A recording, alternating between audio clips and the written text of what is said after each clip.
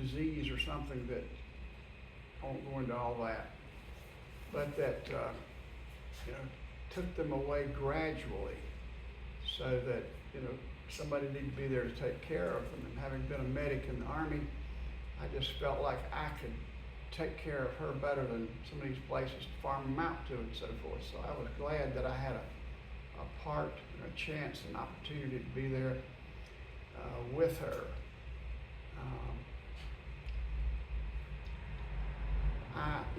When she left, that, that hurt.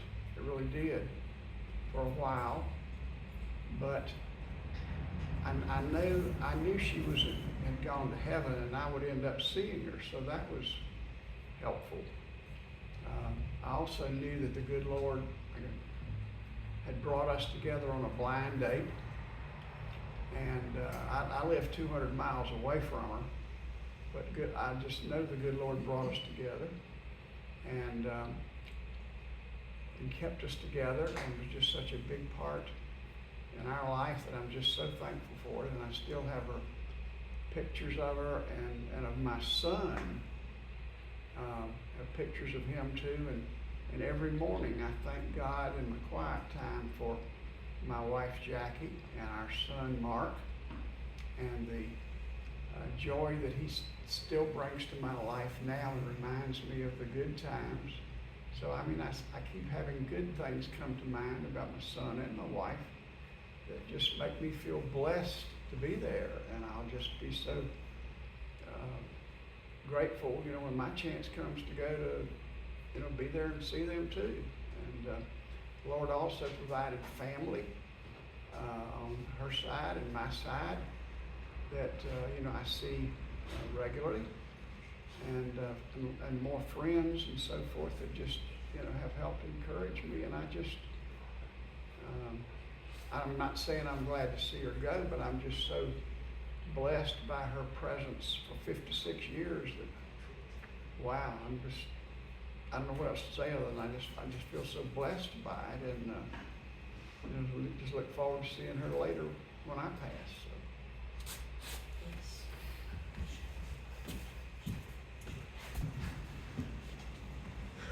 Okay, my name is Ruby Thomas.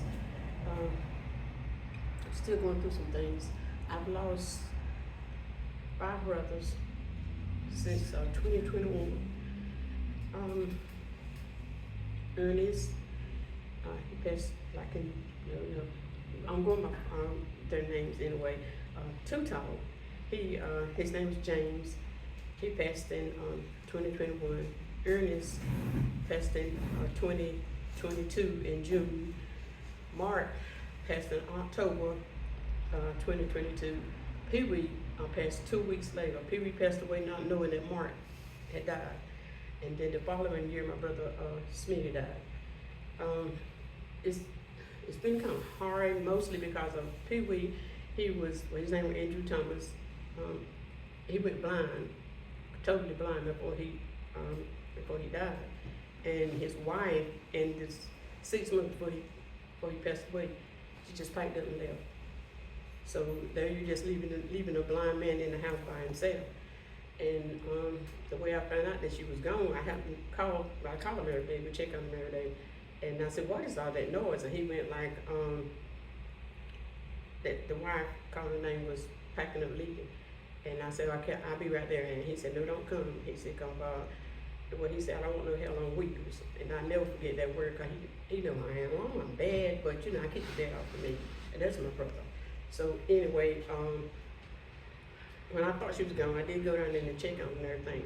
And they called me duty. And he said, one thing I want you to do is to look after my children.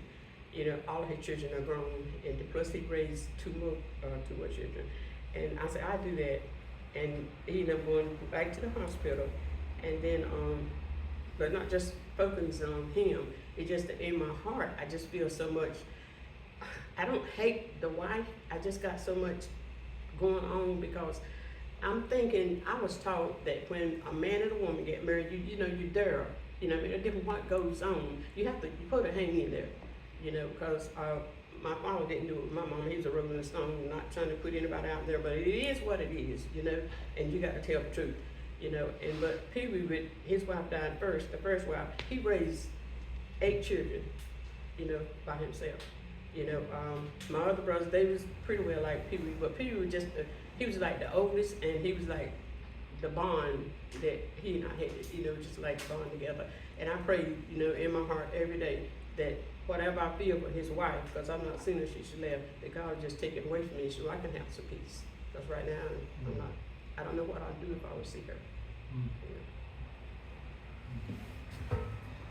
You know? My name is Glenda Tucker, and this is a picture of my son that was killed in November 1991. He was a police officer at the Clinton Police Department in Clinton, North Carolina, and he was killed in the line of duty on November 14th, 1991.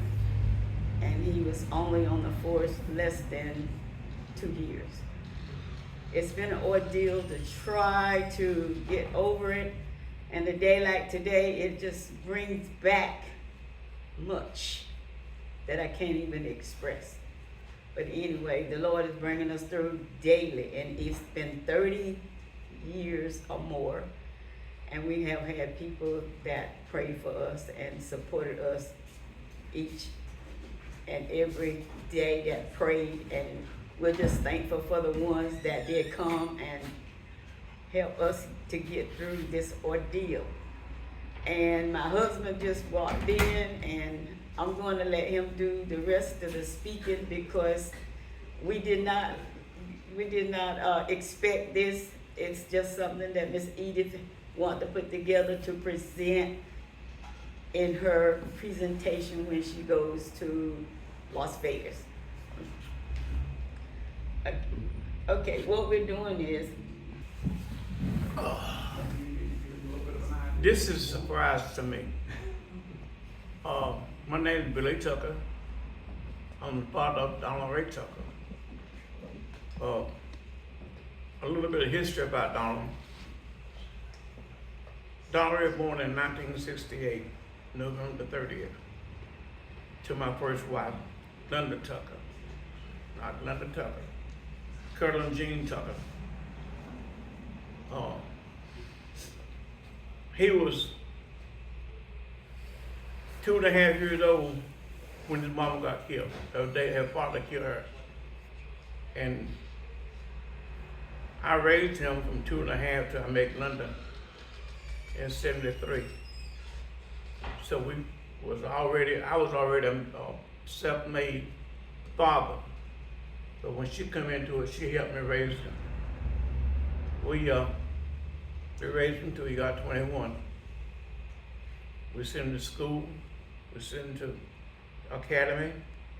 We also sent him anything he wanted, we got it for him. He got his first car. In 1985, I bought him a Camaro. Cause my neighbor told me that little Mercury he had, the way it was shaking, it would gonna kill him one day. And so I bought him a Camaro. And then he drove that. In 91, he wanted them. I always wanted a Mustang. So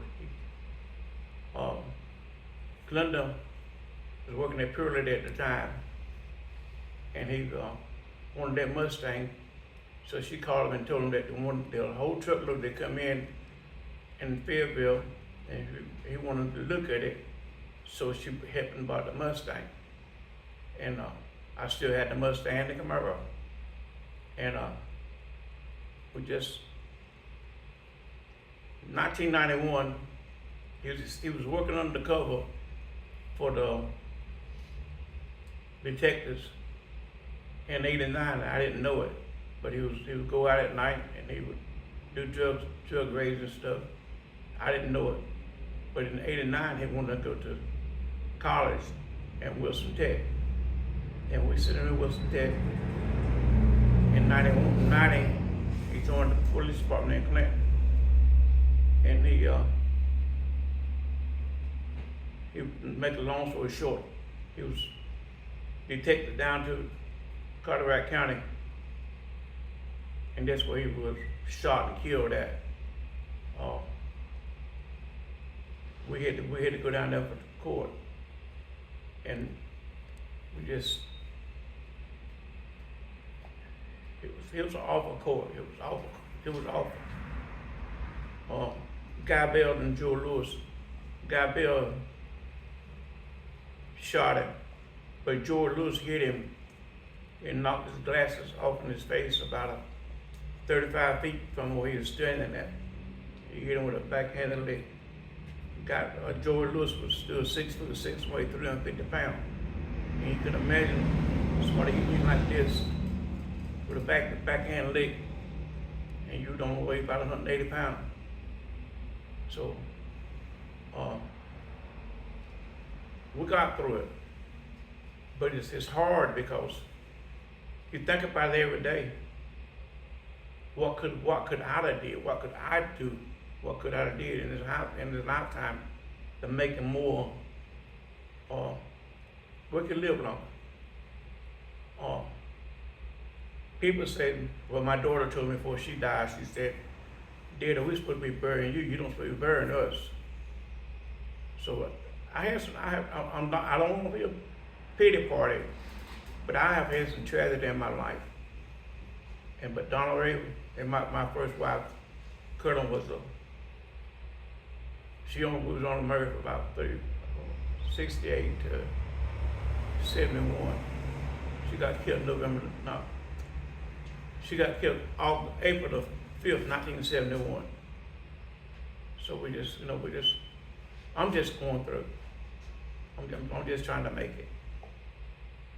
Okay? Any questions?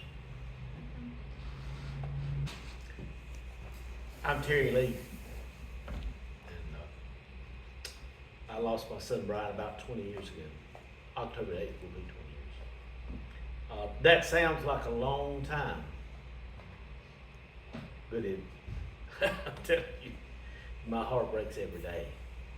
I get choked up talking about him. He was my best buddy. When I ran a dealership when he was a little boy, I carried him to dealerships on Saturday with me. He would get on the speakers and tell the salespeople they weren't doing their job, or there was a customer out there or something. He was a gift. And when he died, that broke me. I mean, I was just broke. There's not a little girl that had cried and screamed and stuff more than I did. I can tell you, I was broke. But I had friends and family that would come and just sit with me and visit with me. Tell me it would be okay. I had an aunt that called me one day and prayed for me on the telephone, just trying to let me know it was okay. I had a friend from Myrtle Beach that came up the next day and just stayed with me a week. Just stayed with me. My wife calls it the gift of presence. Just being with somebody. You don't have to say a lot. I read a book one time that said the guy was talking that he didn't have words to say when things like that happened, but that his wife seemed to have the right words every time, and she would just go in and love on the folks. So I think when love is the word that's spoken, however it's spoken, it's received. So I just encourage you to give the gift of presence, not just when tragedy strikes. People appreciate that gift every day. It's valuable, so use it today, the gift of presence.